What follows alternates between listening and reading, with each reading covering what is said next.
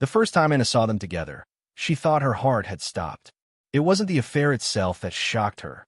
She'd already suspected for months. It was who her husband had chosen. The man sitting across from her now, her soon-to-be divorce attorney, the one she'd hired to help her rebuild her life, was the same man who had destroyed it. The beginning of the end.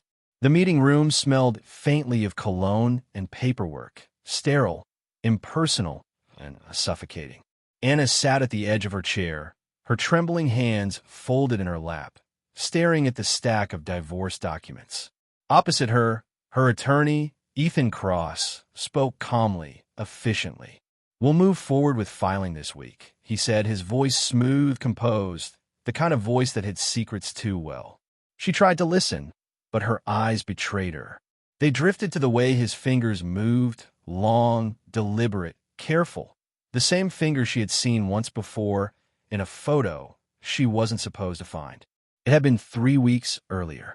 A hidden folder on her husband's laptop labeled tax docs. Inside, a series of photos, some blurry, some intimate, of her husband, Daniel, and another man.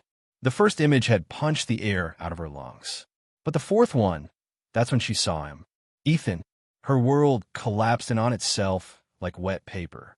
And yet now she sat across from him, pretending she didn't know, pretending she was still the broken wife seeking legal help, not the woman quietly planning revenge. 2. The discovery. It hadn't made sense at first. Daniel had always been meticulous, careful, the kind of man who locked his phone even when it was charging beside the bed. The kind of man who preached honesty while living a double life. The clues had been subtle, late nights disguised as client dinners. The smell of cologne that wasn't his. A sudden interest in fitness, grooming, and poetry, things he'd once mocked. And then, one night, the way he flinched when she mentioned hiring a lawyer for their possible separation. His voice had cracked. "Don't rush things, Anna. Let's talk this through." Now she understood why. Ethan wasn't just her lawyer. He was Daniel's secret. 3. The confrontation that never was. For 3 sessions, she said nothing. She listened as Ethan explained custody clauses, financial disclosures, property divisions, his professionalism flawless. But behind every polite word, every carefully averted gaze, there was something else: guilt. She could see it in the way his throat tightened when she mentioned her husband's name, the way he blinked too slowly when she said the word betrayal. He didn't know she knew, and that gave her power. "Ethan," she said one afternoon, her voice steady, almost kind, "do you believe people can truly move on after being betrayed?" He paused. The question froze the air between them. "I think it depends on the kind of betrayal." "Intimate," she replied, her gaze unflinching. "The kind that makes you question who you are." For a heartbeat, his mask slipped. A flicker of shame crossed his face before he composed himself again. "That kind takes time," he murmured. She smiled faintly. "Not always." 4. The plan. That night, Anna couldn't sleep. The ceiling fan hummed above her as the memories looped like a broken film reel. Daniel's laughter, Ethan's voice, the snapshots of their betrayal. She'd spent years being the quiet one, the peacekeeper, the one who forgave too easily, who smiled through humiliation. But now she understood something vital. Silence is power when you know how to use it.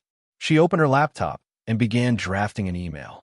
To the State Bar Association, to Daniel's company board, to Ethan's senior partners. Attached were screenshots, photos, time-stamped evidence, everything they had so carelessly documented. And then she wrote a final message, not to them, but to herself. "He betrayed me with the man who tried to help me heal. So I'll heal by watching them destroy each other." 5. The unraveling. 2 days later, Daniel called. "Anna, what the hell did you do?" His voice was raw, panicked. She leaned back in her chair, sipping her coffee. "What do you mean? You sent those pictures to my company, to his firm. They suspended us both." "Oh," she said softly. "So they were true?" "Anna, please. You don't understand." "Oh, I understand perfectly," she interrupted. "I just want to make sure everyone else did too."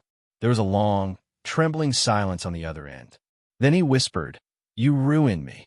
She smiled. "No, Daniel. You did that yourself.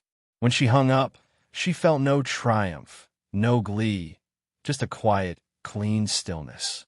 Revenge, she realized, wasn't about rage. It was about closure. 6. Ethan's call. The next morning, Ethan showed up at her apartment unannounced. His eyes were red, his suit disheveled, his confidence gone. "Why?" he asked simply. Anna tilted her head. "You mean why I exposed you?" He nodded.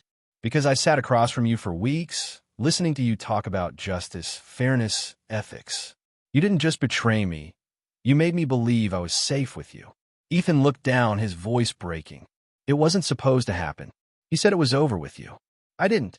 She stopped him with a raised hand. "Don't justify it. You both made choices. And I made mine." He swallowed hard. "You could have destroyed me completely." "I didn't have to," she said quietly. "You'll do that on your own." 7. The aftermath. Weeks passed. The divorce finalized smoothly. Ethan replaced by another attorney. Daniel resigned from his job. Ethan's firm dissolved their partnership. The world moved on. But Anna didn't seek revenge anymore. She sought peace. She sold a house, moved to a new city, started painting again. There were still nights when the ache returned, the ghost of love and loss whispering through her mind, but she no longer felt broken. Sometimes, when she thought of Ethan and Daniel, she didn't feel hate. She felt gratitude, because in betraying her, they'd revealed her strength, a kind she never knew she had. Her revenge hadn't been loud. It had been effortless. 8. The final twist. Months later, a letter arrived. No return address, just her name in neat handwriting. Inside was a single line. "You were right. I destroyed myself." It was signed Ethan. Anna folded the paper carefully, placed it in her desk drawer, and whispered to herself, "Closure." Then she smiled, not the smile of a victim, but of a woman who'd won the quietest war.